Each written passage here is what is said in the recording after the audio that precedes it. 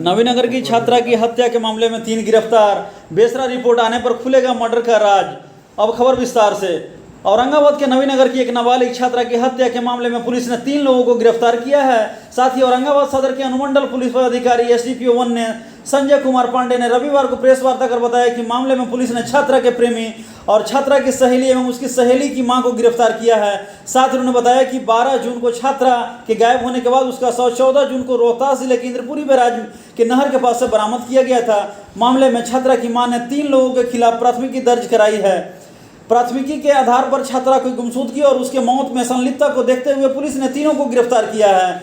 और साथ ही कहा है कि छात्रा की सहेली और उसकी मां छात्रा को प्रेमी से मिलाने का काम करती थी और कहा कि छात्रा की पोस्टमार्टम रिपोर्ट आए तथ्य और परिजनों के आरोप मेल नहीं खा रहे हैं और परिजन तथा स्थानीय लोग उस रिपोर्ट से सहमत भी नहीं हैं। इसे लेकर विधि व्यवस्था और समस्या भी लगातार इसमें उत्पन्न हो रही है। इसी वजह से मामले की गंभीरता को देखते हुए पुलिस ने पोस्टमार्टम के बाद छात्रा को बेसरा को सुरक्षित रखा है। बेसरा विधि विज्ञान प्रयोगशाला भेजा जाएगा। वहां से रिपोर्ट आने के बाद मौत के कारणों का खुलासा हो सकेगा। इसके बावजूद पुलिस कई बिंदुओं पर अनुसंधान में जुटी है। ये जानते हैं क्या कुछ इसमें एसडीपीओ सदर 1 ने बताया। मैं आपको 15 को भी किसी की आपको बताया था कि दिनांक 12 को एक कांड प्रतिवेदित हुआ था नवीनगर में, जिसमें एक बच्ची की अपहरण से संबंध में कांड प्रतिवेदित हुआ। उसी बच्ची का शव 2 दिन बाद इंद्रपुरी बैराज में मिला था। वादी मतलब जो पीड़िता थी, पीड़िता की मां द्वारा एक प्राथमिकी अंकित की गई थी जिसमें 3 लोगों को नामजद अभियुक्त बनाया गया था। अनुसंधान क्रम में जो चिकित्सीय परीक्षण होता है डॉक्टर द्वारा पोस्टमार्टम रिपोर्ट आया। पोस्टमार्टम रिपोर्ट की थ्योरी से परिजन सहमत नहीं थे, इसको लेकर विधि व्यवस्था में समस्या उत्पन्न हुई है। परिजन का कुछ और कहना है जबकि पोस्टमार्टम रिपोर्ट कुछ और कह रहा है। हम लोगों ने बेहतर राय के लिए उसमें विसरा प्रिजर्व है, विसरा को माननीय न्यायालय के आदेश से हम लोग FSL भेजेंगे और वहाँ से भी एक वैज्ञानिक प्रमाण आएगा जिसके बाद हम किसी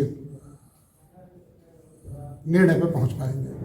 अब तक का जो अनुसंधान हुआ है, ये जो 3 प्राथमिकी अभियुक्त हैं, एक बच्ची का वो कथित प्रेमी जिससे एस्टेब्लिश हुआ कि उस बच्ची से उस लड़के का संबंध था।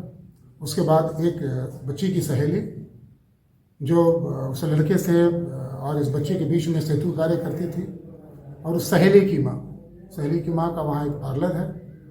उनके बारे में भी बहुत पॉजिटिव रिपोर्ट नहीं मिली हम लोगों को अब तक के अनुसंधान में। और यह तथ्य आया है कि मृतका और उसके जो कथित प्रेमी है उनके साथ मिलाने का कार्य वो करती थी। अभी तक के अनुसंधान में ये साक्ष्य प्राप्त हुआ है तीनों के विरुद्ध कि बच्ची की मृत्यु में इन तीनों का किसी न किसी रूप में हाथ है। तीनों को विधिवत आज गिरफ्तार किया गया है और आपके माध्यम से हम सभी लोगों तक यह संवाद पहुंचाना चाहते हैं कि जो तीनों प्राथमिकी नामजद अभियुक्त हैं, इन्हें अब तक प्राप्त साक्ष्य के आधार पर गिरफ्तार कर लिया गया है। इन्हें कोशिश करें कि अगर आज न्यायालय में, चूँकि आज रविवार का दिन है, अगर न्यायालय में हो जाता है तो आज ही न्यायालय में हम लोग जेल भेजेंगे, अन्यथा कल सुबह इन लोगों को हम जेल के लिए अग्रसर करेंगे। जो अभी जो एक अनुसंधान में जो परिजन का आरोप है, परिजन करें कि हत्या हुई है, स्थानीय लोगों के अनुसार हत्या है। चिकित्सीय जो परीक्षण हुआ है, जो अंत्य परीक्षण प्रतिवेदन डॉक्टर का मिला है, उससे थोड़ा सा इस लाइन से हम लोग अलग हट के उनका एक निर्णय है।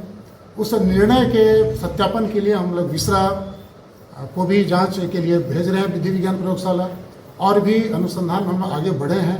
अभी किसी खास निष्कर्ष पर हम नहीं पहुंच सकते क्योंकि हमारा अनुसंधान अभी भी खुला हुआ है और दोनों चीज़ मानकर हम अनुसंधान कर रहे हैं। तेजाब का मामला आ रहा है सर, लड़की की हत्या में तेजाब का नहीं, इनफैक्ट ये परिजनों का आरोप है, स्थानीय लोगों का आरोप है, लेकिन जो बच्चे का पोस्टमार्टम रिपोर्ट आया है उसमें इस चीज़ का उल्लेख नहीं है। इसके लिए ही चूँकि ये केमिकल जांच होता है और जब विधि विज्ञान प्रयोगशाला से जांच रिपोर्ट प्राप्त होगा, दूध का दूध पानी का पानी हो जाएगा, तभी हम मतलब प्रमाणिक रूप से आपके सामने इस बात पे हम अपना मंतव्य